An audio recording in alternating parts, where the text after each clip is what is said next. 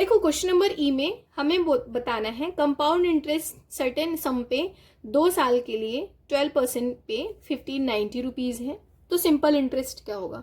अच्छा है simple interest find करना हो या फिर कंपाउंड इंटरेस्ट, आपको प्रिंसिपल चाहिए ही होता है।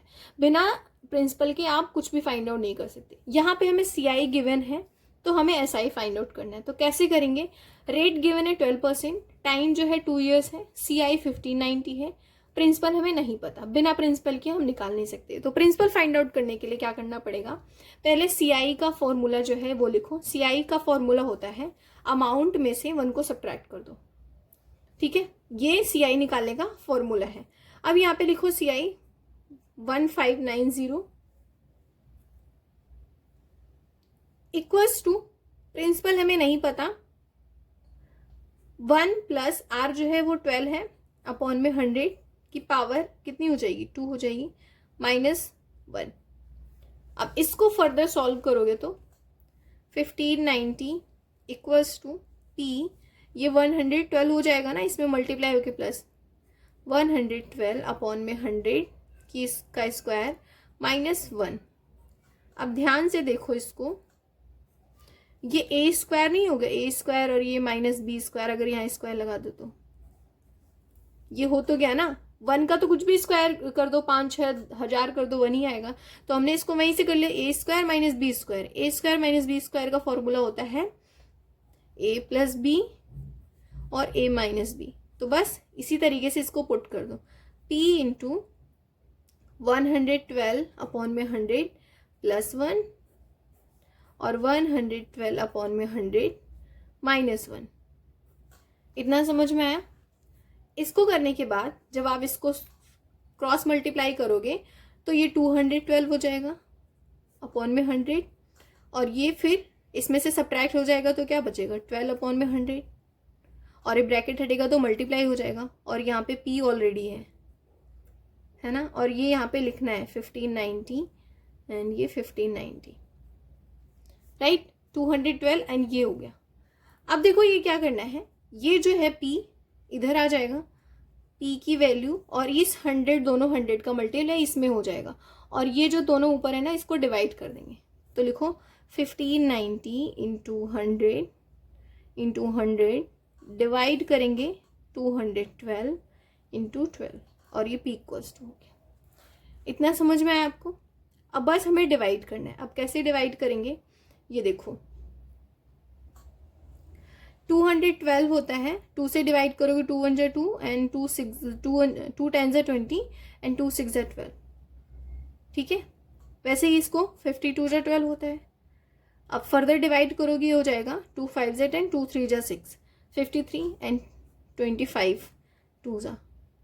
अब 53 5 जा होता है, 53 में 3 का मल्टीप्लाई करोगे अगर 53 इंटू 3 तो 30 हो जाएगा। ये समझ में आ रहा है? 53 1 जा 53, 53 3 जा 159 होता है एंड 0 लग जाएगा 30।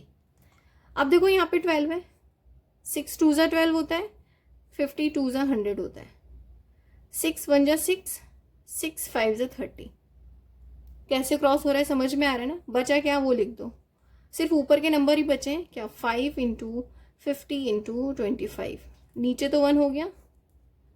अब इन सब का जब मल्टीप्लाई करोगे 5 5 से 25, 250 हो जाएगा, 250 इंटू 25 तो 625 0, 6250। ये हमें क्या निकल के आया? प्रिंसिपल निकल के आया। अभी हमें सिंपल इंटरेस्ट नहीं पता चला है, प्रिंसिपल निकला है। तो अब यहाँ पे दूसरे पेज पे करते हैं। लिखो यहाँ पे प्रिंसिपल इक्वल्स टू 6250। तो SI निकालने के लिए क्या क्या फॉर्मूला है? PRT अपॉन में 100, ठीक है। अब प्रिंसिपल क्या है? 6250, R क्या है? 12%, T टाइम क्या था यहाँ पे? 2 years, क्वेश्चन में देख लो, और अपॉन में 100। अब बस फिर से डिवाइड कर दो, यहाँ पे 1 0 से 1 0 डिवाइड हो जाएगा, 2 5 जा 10 होता है एंड 5 1 जा 5 एंड 5 2 जा 10, 5 5 जा 25, 125 इंटू 12, 125 इंटू 12 करोगे तो आंसर आएगा 15 100 रुपीज़। दैट मीन्स ये SI था। आई होप आप सभी को ये समझ में आया होगा। प्रिंसिपल जब तक नहीं निकालोगे तब तक आपको SI नहीं मिलेगा। तो प्रिंसिपल निकालने के लिए हमने ये पूरा कैलकुलेशन किया है। एक बार फिर से देख लो आप और अच्छे से समझ लो। अगर ये क्वेश्चन थोड़ा सा भी समझ में आ रहा होगा तो प्लीज इसको सब्सक्राइब करना, ठीक है।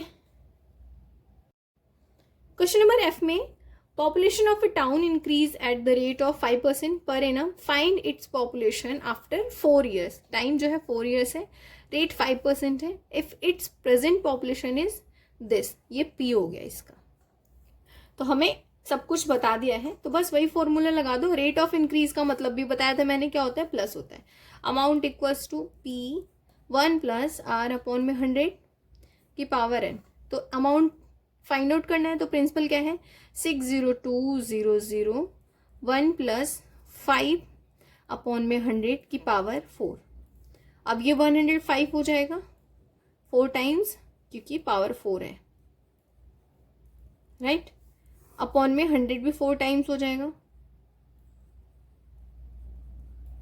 सिंपल. अब यहाँ पे लिख लो 602,000. अब बस इनको हमें क्या करना है, कैलकुलेट करना है, और कुछ नहीं. देखो 21 अपॉन में 20, 21 अपॉन में 20, 21 अपॉन में 20 और 21 अपॉन में 20. कैसे किया, क्योंकि 5 कॉमन, 21 5 105 होता है, 25 100 होता है. That's it. अब इस 21 का 21 में करोगे तो 441 आता है, इस 21 का 21 में करोगे तो 441 आता है. और देखो यहाँ पे कितना, 3 0 है ना, तो ये 2 3 0 डिवाइड हो गया. और क्या डिवाइड हो रहा है यहाँ पे, 2 से भी डिवाइड हो रहा है. 2 3 जा 6, 2 1 जा 2, 301 आ रहा है. तो बस 301 बचा. और नीचे क्या, 2 2 जा 4, 2 जा 8 और 1 0. आया समझ में. बस अब इनका मल्टीप्लाई करोगे तो क्या आएगा आंसर आपका, 585,387,81 अपॉन में 80. डिवाइड करने के बाद आंसर आ जाएगा आपका 731,734.763 रुपीज़. तो ये हमारा क्या है, अमाउंट. आई होप आप सभी को बहुत ही अच्छे से समझ में आ गया होगा. और अब क्या करना है, आपको शेयर करना है एंड सब्सक्राइब करना है. इट्स रिक्वेस्ट, प्लीज़ मेरे बच्चों सब्सक्राइब करना, ठीक है. मिलते हैं नेक्स्ट एक्सरसाइज में, जहाँ पे मैं 11A कराऊंगी आपको. बाय.